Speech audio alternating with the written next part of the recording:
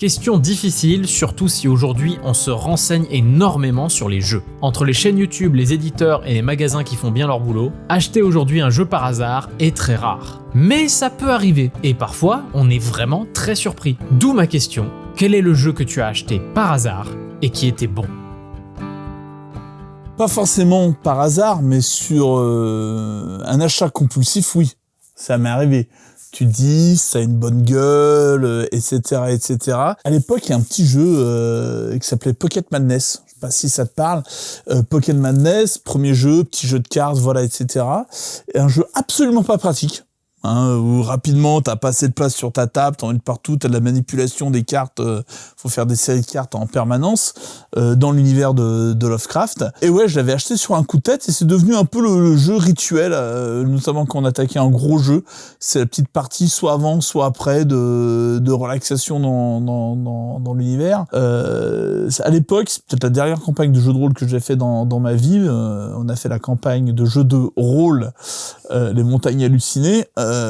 Qui est une gigantesque campagne de jeu de rôle pour l'appel de Cthulhu, et du coup le côté au moment les mecs c'est intoxiqué, il nous faut de la bonne, on joue à Pocket Madness, et c'est un jeu que j'avais pris mais complètement à l'instinct, très beau travail d'illustration, c'est un jeu qui se joue vite, donc tu expliques les règles en 30 secondes, c'est un petit jeu malin où tu vas faire des suites de cartes, des petits classements, et le jeu il est beau, et puis l'univers Lovecraft avec les petits points et les petits cubes verts là qui servent à mesurer la folie, ça fonctionne. J'ai bien aimé. Je pense aussi, il y avait l'un des premiers micro-games où je vois arriver ce format carte de visite. On avait pris, alors tu sais, les jeux que tu prends juste au packaging. Tu dis putain, l'idée elle est bonne, l'idée de format elle est bien, je vais pouvoir la mettre.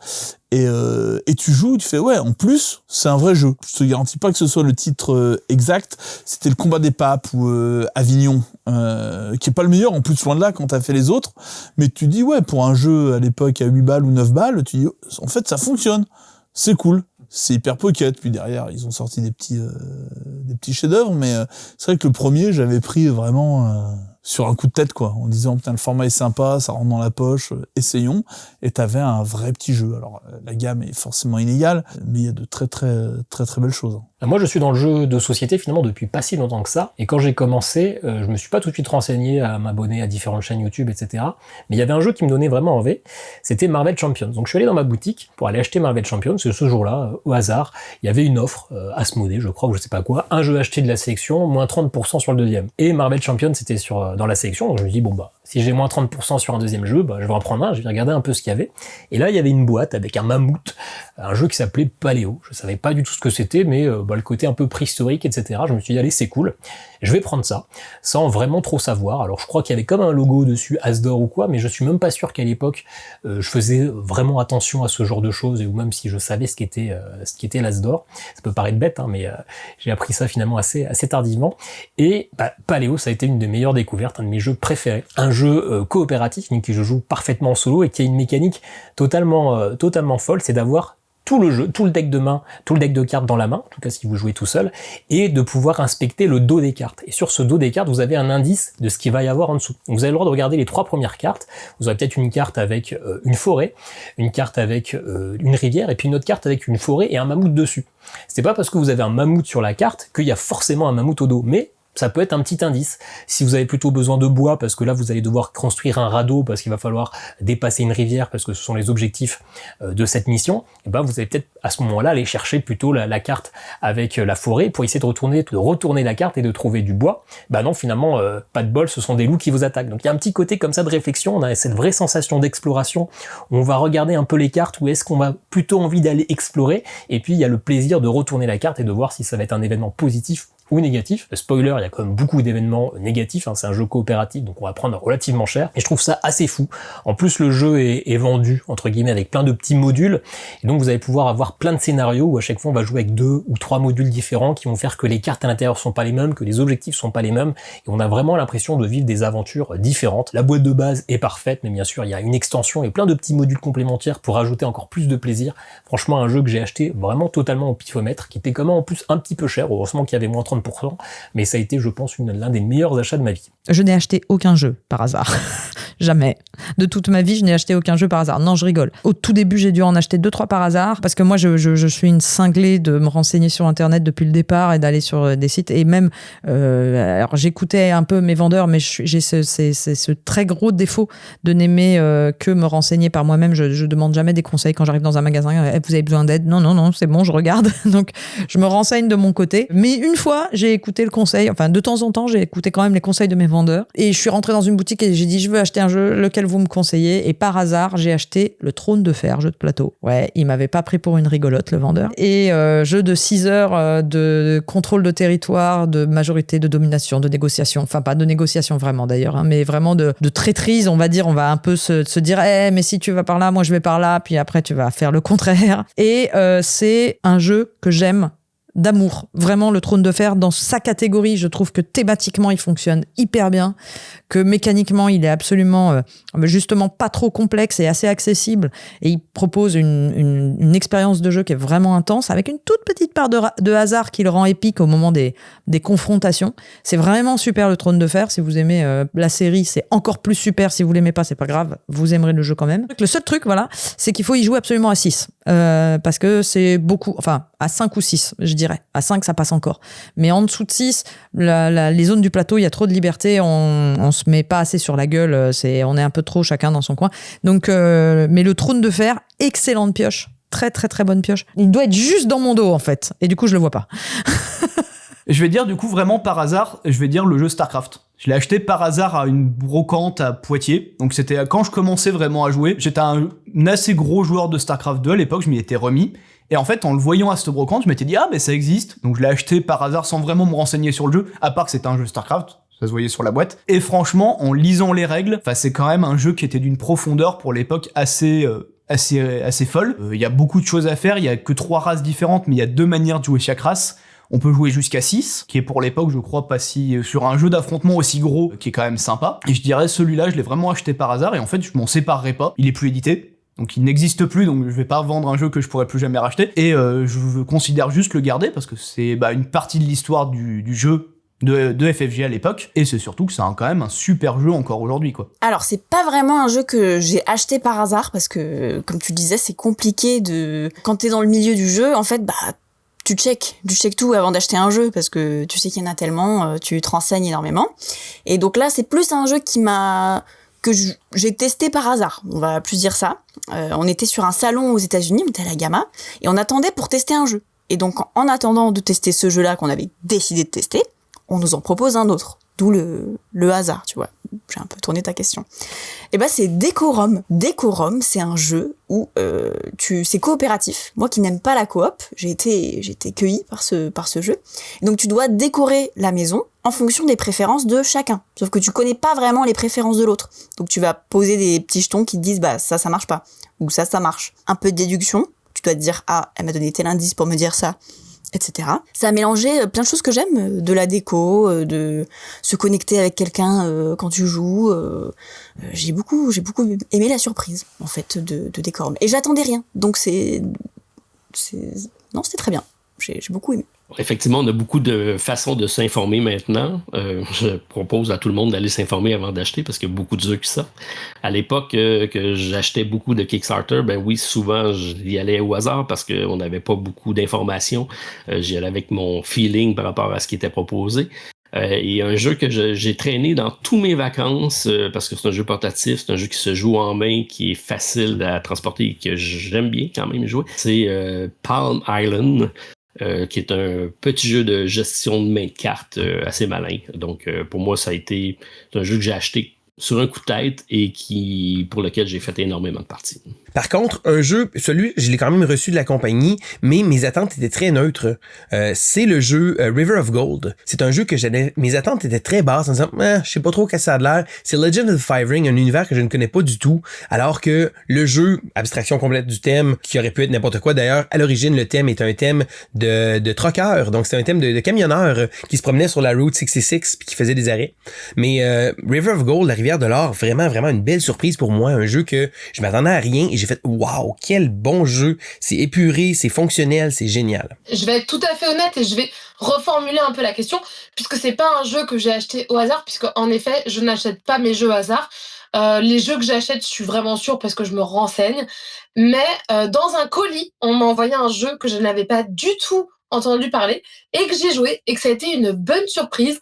Et c'est Moonleap, ce petit jeu de Yellow. Déjà, c'est un peu trop chouette. Je vais juste vous montrer comment on ouvre le jeu. En fait, la boîte... Ah, j'ai fait tomber des trucs. La boîte, elle s'ouvre complètement. Voilà, bon, voilà. Ça, c'était vraiment le détail qui ne sert strictement à rien, mais qui fait plaisir. Moonleap, pourquoi j'ai envie d'en parler? En fait, c'est le jeu auquel je n'attendais rien. J'ai lu les règles du jeu, j'ai fait une partie. Et j'étais chez mes parents et j'ai dit à mon père et à ma mère, venez, on va faire une petite partie. Mon père a tellement aimé le jeu qu'on a joué pendant 4h30. On a fait 21 parties. Je n'ai jamais réussi à tenir mon père aussi longtemps en jouant à un jeu. 4h30 au même jeu, faire 21 parties d'un jeu, ça me paraissait inconcevable. Et Moonleap a réussi à faire ça. Moi, évidemment, mon père, il voulait rejouer. Je disais, ah oui, je vais pas te dire non. C'est un petit jeu qui paye pas de mine. En fait, c'est les petits chevaux avec un twist assez rigolo de on peut splitter le dé à un moment donné.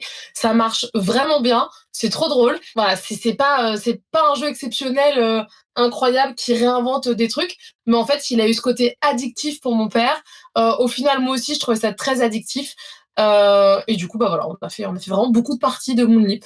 Alors, elle est compliquée pour moi cette question parce que vu que j'ai travaillé en boutique, forcément, on se renseigne vachement sur tous les jeux. Je pense qu'avant d'être dans le monde du jeu vraiment, au moment où j'ai commencé à découvrir, il y en a un que j'ai acheté complètement par hasard. Je me souviens, en plus, pas bien parce que j'aime pas faire ça, mais c'était chez Cultura à l'époque.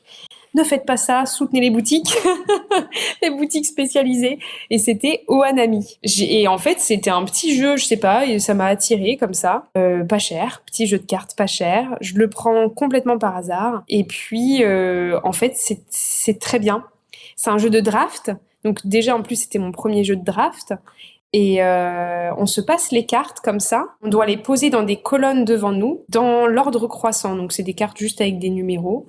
Et en fait, on va marquer des points de manière un peu différente à chaque manche, puisqu'au début, dans la première manche, il n'y a qu'une seule couleur qui nous fera marquer des points. Après, il y a 2 couleurs, etc., etc. Donc finalement, pour un tout petit jeu de cartes, je trouve vachement complet en fait. Non seulement il y a du draft, en plus il y a des manières différentes de marquer des points à chaque manche. Puis c'est bien quoi, ça plaît aux joueurs comme aux non-joueurs, je pense. Et très très très bien ce petit jeu. C'était pas tout à fait par hasard, mais là par exemple récemment, j'ai acheté Finspan sans avoir rien lu dessus, juste parce qu'il y avait des poissons et que c'était dans la série des Wingspan. Pourtant j'avais été un peu échaudée, tu sais, parce que j'avais Wyrmspan, le jeu des dragons, et celui-là m'a pas trop emballé. Et donc Finspan, je me suis dit, vas-y, prends-le parce que t'es une collectionneuse, on verra.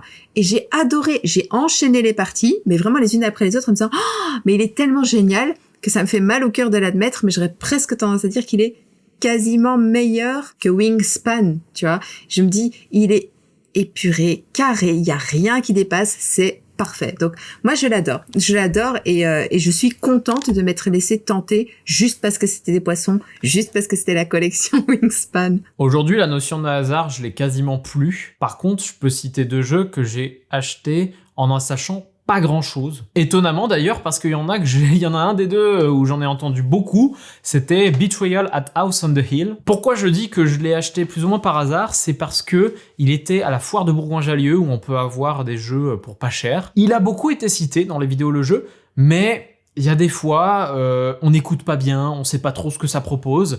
Et en l'occurrence, Betrayal at House on the Hill, je comprenais pas bien ce que le jeu proposait. Et il était pas cher, donc je me suis dit, bah allez, on sait jamais. Et le jeu était très très fun. C'est du jeu à la con, où on se déplace dans un manoir. En termes de mécanique pure, c'est juste, je me déplace et je m'arrête quand il y a une action à faire. C'est tout. Il se passe juste ça. Et après, la deuxième partie du jeu commence, c'est-à-dire la partie où on dévoile qui est le traître autour de la table, qui est dévoilé au hasard avec une sorte de tableau qui dit vous êtes arrivé à tel endroit, donc c'est tel personnage qui va être traître. C'était super fun et je regrette absolument pas. Mais le jeu où je n'en savais pas grand-chose non plus et où j'ai été extrêmement surpris, et c'est sûrement un des meilleurs jeux de gestion auxquels j'ai joué et où je vais rejouer encore et encore et encore, c'est Terracotta Army. J'en savais pas grand-chose. Ce que je voyais, c'était juste le visuel. Terracotta Army, en fait, il était pas cher sur un site internet. Et donc je me suis dit, en vrai, visuellement, il m'intrigue. Il est bizarre ce jeu visuellement. Je sais même pas ce qu'il peut proposer. Et voir un jeu de gestion où il y a autant d'interactions parce que on est obligé de se gêner en fait dans ce jeu. C'est même encore plus drôle quand on joue à 4 parce que le plateau est complètement rempli.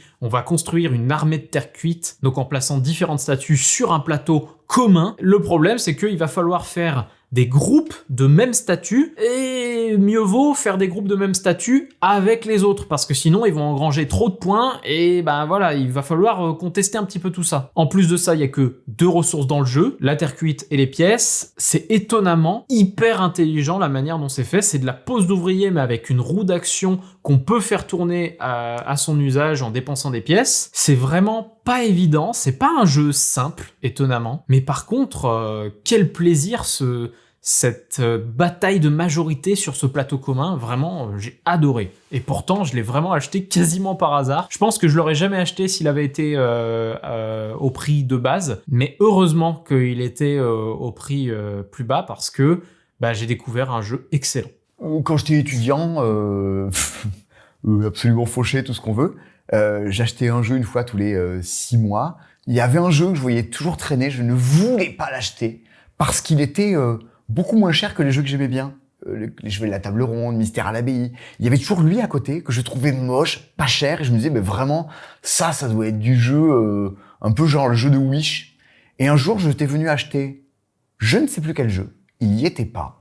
Et j'ai fini par acheter cet horrible jeu bleu et dégueulasse qui était à côté. C'était Carcassonne. C'est super bien, Carcassonne. Mais ça, vous savez, ça a la gueule des vieux jeux allemands. Il y avait un type dans le fond, barbu, qui faisait la tronche. Enfin, c'est un jeu, t'as l'impression que tu vas acheter, tu vas acheter un truc qui va te donner la lèpre quand il joue parce que vraiment, ça a l'air sinistre. C'est trop bien. Et vraiment, j'ai acheté ça en mode, je veux pas l'acheter. Bon, il est pas cher, j'ai pas de sous. Allez, je prends celui-là. Oh là là. Vous avez aimé cette vidéo ? Alors likez et commentez quel est le jeu que vous avez acheté par hasard et qui était bon. Et je vous dis à bientôt pour une prochaine vidéo, le jeu. Allez, salut !